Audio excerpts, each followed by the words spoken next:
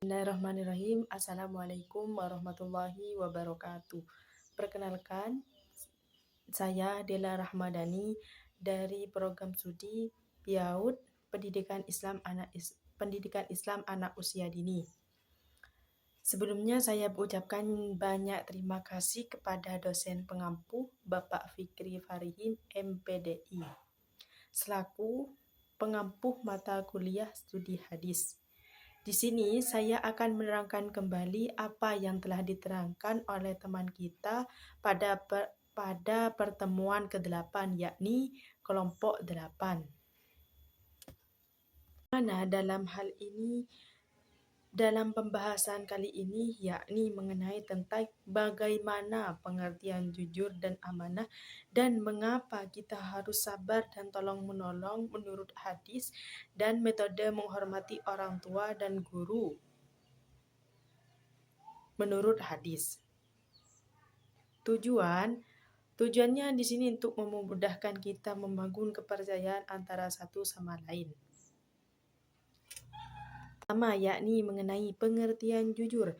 Jujur adalah sifat terpuji, yakni akhlak mahmudah, di mana seseorang mengatakan yang sebenarnya sesuai fakta dan kenyataan, baik dalam ucapan, perbuatan, maupun niat.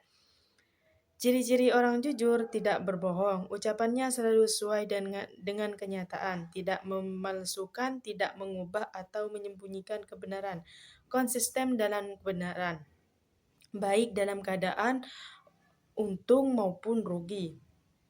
Dalil tentang kejujuran: wahai orang-orang yang beriman, bertakwalah kalian kepada Allah dan jadikanlah kalian bersama orang-orang yang jujur. Quran Surat At-Taubah ayat 119. Sesungguhnya kejujuran membawa kepada kebaikan dan kebaikan membawa ke surga. Hadis riwayat Bukhari dan Muslim.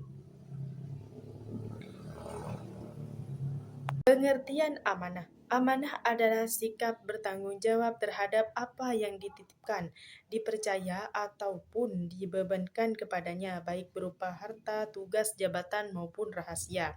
Ciri-ciri orang amanah: menjaga kepercayaan, tidak menyalahgunakan titipan. Dalil tentang amanah ini: sesungguhnya Allah menyuruh kalian menyampaikan amanat kepada orang yang berhak menerimanya. Quran Surat An-Nisa ayat 58. Rasulullah SAW bersabda, tidak sempurna iman seseorang yang tidak amanah. Hadis riwayat Ahmad. Kesimpulannya, jujur mengungkapkan sesuatu sesuai kenyataan tanpa menambah atau mengurangi. Amanah menjalankan dan menjaga sesuatu yang dititipkan atau dipercayakan dengan penuh keteguhan. Keduanya adalah akhlak mulia yang harus dimiliki setiap muslim dan merupakan cerminan keimanan dan ketakwaan kepada Allah Subhanahu wa taala. Mengenai keterangan kedua, yakni pengertian sabar dan tolong menolong. Perintah-perintah keagamaan yang melibatkan anggota tubuh seperti sabar dalam melaksanakan ibadah haji yang mengakibatkan keletihan atau sabar dalam peperangan, termasuk sabar dalam menerima cobaan-cobaan yang menimpa jasmani seperti penganiayaan, penyakit, dan semacamnya. Berbeda dengan sabar rohani ialah sabar yang berkenaan dengan kemampuan menahan kehendak nafsu yang dapat mengakibatkan keburukan seperti menahan amarah atau nafsu seksual yang bukan pada tempatnya.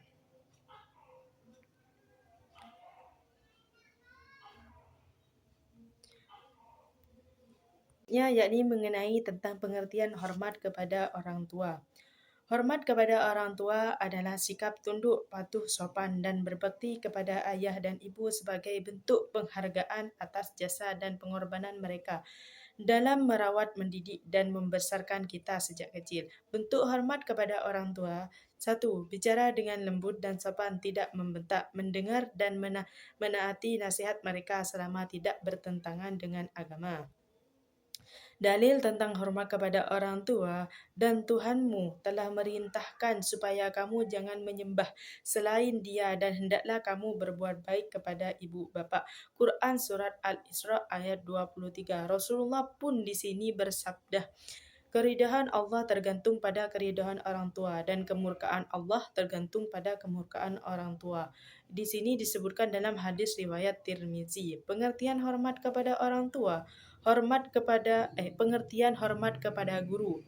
Hormat kepada guru adalah sikap menghargai, memuliakan dan menaati guru sebagai orang yang telah mengajarkan ilmu dan mendidik akhlak yang merupakan bagian dari perintah agama dan tanda kesopanan. Bentuk hormat kepada guru bersikap sopan dan santun di hadapan guru. Kesimpulan dari penjelasan ini, hormat kepada orang tua adalah bagian dari birruh walidain, yakni berbakti kepada kedua orang tua yang merupakan kewajiban besar dalam Islam. Hormat kepada guru adalah bentuk penghargaan terhadap ilmu dan pencerdasan jiwa yang sangat dijunjung tinggi dalam Islam.